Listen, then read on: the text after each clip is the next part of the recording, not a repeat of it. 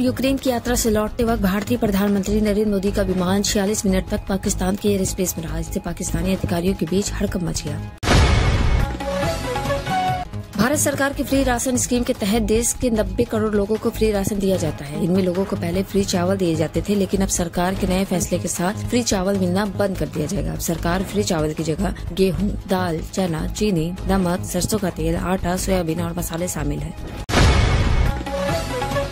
नगीना सांसद चंद्रशेखर कानपुर पहुंचे थे, जहां उन्होंने SC ST आरक्षण से लेकर तमाम मुद्दों पर केंद्र सरकार पर निशाना साधा। इस दौरान जब उनसे बीजेपी विधायक द्वारा बसपा सुप्रीमो को लेकर की गई टिप्पणी पर सवाल किया गया तो वो बुरी तरह भड़क गए। उन्होंने कहा कि उस विधायक को जूते से पीटना चाहिए। पुलिस भर्ती परीक्षा में दूसरे दिन एक महिला सॉल्वर व एक छात्रा अनुचित साधन के साथ पकड़ी गई। दोनों को पुलिस के सुपुर्द किया गया है। आगरा की एक छात्रा सैनिटरी पैड में मोबाइल छिपाकर केंद्र के अंदर ले गई थी। उत्तर प्रदेश के 63,364 गाँव की 89.19 लाख घिरौनी तैयार करने का काम पूरा किया जा चुका है। स्वामित्व उत्तर प्रदेश योजना के तहत घिरौनी के लिए राजस्व परिषद ने 90,573 गाँव को चिन्हित किया था। योगी सरकार ने एक बार फिर एक साथ कई IPS अधिकारियों का तबादला कर दिया है। कई जिलों के SP बदल दिए गए हैं, कई जिलों के अधिकारी बदल दिए गए। पिछले दिनों भी कई अधिकारियों का तबादला किया गया था। बसपा सुप्रीमो मायावती को बीजेपी के विधायक ने सबसे भ्रष्ट मुख्यमंत्री बताया, जिसको लेकर प्रदेश की सियासत गरमाई हुई है। वहीं ओम प्रकाश राजभर ने भाजपा की तारीफ करते हुए दावा किया कि बीजेपी ने दलितों और पिछड़ों के नेताओं को बड़ा लीडर बनाया है। 80 की रफ्तार से दौड़ रही किसान एक्सप्रेस बिजनौर में 25 अगस्त को 2 हिस्सों में बढ़ गई। इंजन 13 बोगियों को लेकर 4 किलोमीटर आगे निकल गया। 8 डब्बे पीछे छूट गए। ट्रेन के कोच में सैकड़ों यूपी पुलिस भर्ती के अभ्यर्थी और यात्री थे। रेलवे पुलिस ने 4 बसों से यूपी पुलिस अभ्यर्थियों को बरेली के लिए रवाना किया। इस बार लोकसभा के चुनाव में जो हुआ उससे बीजेपी सबक सीख चुकी है। अब उपचुनाव की तैयारी हो रही है। वहीं बीजेपी भी कोई कसर नहीं छोड़ना चाहती है। वेतन का 50% पेंशन की पेशकश करने के बाद भारतीय जनता पार्टी सरकार कर्मचारियों से राजनीतिक लाभ की उम्मीद कर रही है। बिहार की राजनीति में अब जो खबर आ रही है वह चौंकाने वाली है। चिराग पासवान PM मोदी को झटका देने की तैयारी में। 25 अगस्त को चिराग पासवान की पार्टी की बैठक रांची में होनी है। इस बैठक में प्रस्ताव पारित कराने की तैयारी है। चिराग पासवान को बिहार का मुख्यमंत्री बनाया जाए।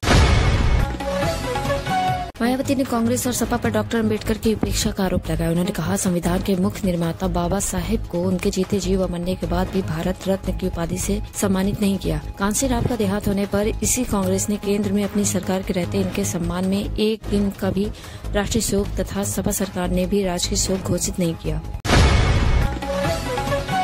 CM योगी आदित्यनाथ का जिले में प्रस्तावित भ्रमण कार्यक्रम एक दिन आगे टल गया है। अब 28 अगस्त को CM का आगमन होगा। अगले 1-2 दिन में मिनट टू मिनट कार्यक्रम भी जारी हो जाएगा। बरसात के चलते कार्यक्रम स्थल में भी फेरबदल कर दिया गया है। प्रतापगढ़ में चिलबिला स्टेशन के पास पुलिस भर्ती परीक्षा देने निकले युवक ने प्रेमिका के साथ काशी एक्सप्रेस ट्रेन के आगे कूदकर जान दे दी। घटना रविवार सुबह 4 बजे की है। सूचना पर पहुंची पुलिस ने दोनों शवों को पोस्टमार्टम के लिए भेजा। युवक गजेंद्र अमेठी के संग्रामगढ़ का रहने वाला था। लड़की ममता सरोज प्रतापगढ़ के सांगीपुर की रहने वाली थी। राजकीय पॉलिटेक्निक मिल्कीपुर का निर्माण विधानसभा के उपचुनाव में भारतीय जनता पार्टी की मुश्किलें बढ़ाएगा। उपचुनाव में सांसद अवधेश प्रसाद के हाथ या बड़ा मुद्दा हाथ लगा है। भाजपा को घेरने के लिए इसे धार देने में समर्थकों के साथ जुटे हैं। समर्थक आरोप लगा रहे हैं कि भाजपा ने इसे जानबूझकर लटकाए रखा है। PM मोदी ने कहा कि भारत बुद्ध की धरती है। हम युद्ध नहीं शांति की बात करते हैं। वही जेलेंस्की ने भारत के साथ अपनी हालिया बातचीत में रूस से तेल खरीदने के भारत के निर्णय पर चिंता व्यक्त की। उन्होंने कहा कि अगर भारत और अन्य देशों ने रूस से तेल खरीदना बंद कर दिया तो ये रूस के लिए बड़ी चुनौतियां खड़ी कर सकता है। भारत के सबसे बड़े दुश्मन देश ने PM मोदी को न्योता भेजा है। बात कर रहे हैं पाकिस्तान की, जिसने प्रधानमंत्री मोदी को न्योता भेजा है क्योंकि पाकिस्तान में शासनाध्यक्ष परिषद की बैठक जल्द ही होगी। यह बैठक 15 और 16 अक्टूबर को इस्लामाबाद में आयोजित होगी। इसमें चीन भी शिरकत करने पहुंचेगा। छतरपुर कोतवाली पर हमले की घटना में आरोपियों की लगातार धरपकड़ जारी है। शनिवार को कोतवाली पुलिस ने 7 आरोपियों को गिरफ्तार किया। वहीं थाने में हुई पत्थरबाजी के मुख्य आरोपी हाजी शहजाद अली के करोड़ों रुपए की हवेली को जिला प्रशासन ने बुलडोजर से गिरा दिया है।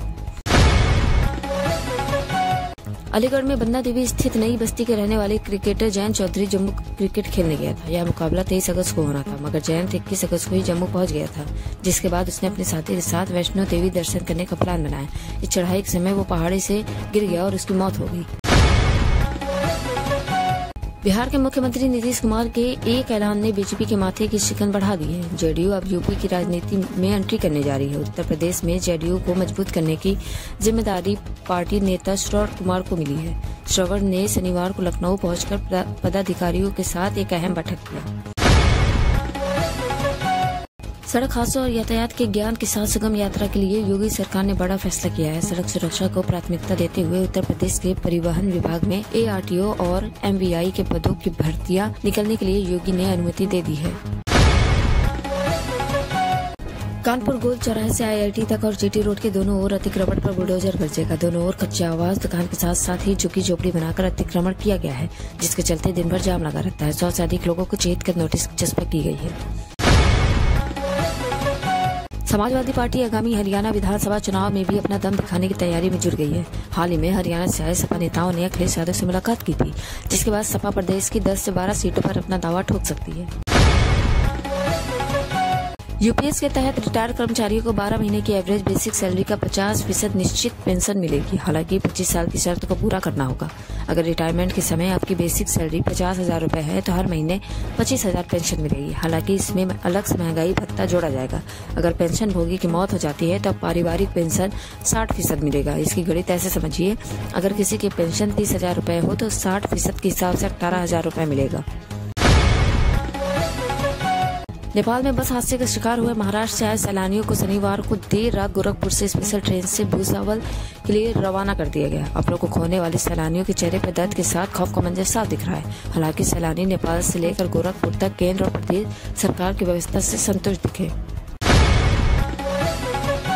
श्री कृष्ण जन्माष्टमी के अवसर पर 26 और 27 अगस्त को प्रदेशवासियों को बिजली कटौती से नहीं जूझना पड़ेगा। पावर कॉर्पोरेशन के अध्यक्ष डॉक्टर आशीष कुमार गोयल ने बताया कि मुख्यमंत्री की मंशा के अनुरूप शहर से लेकर गांव तक सोमवार और मंगलवार को अनवरत बिजली आपूर्ति की जाएगी।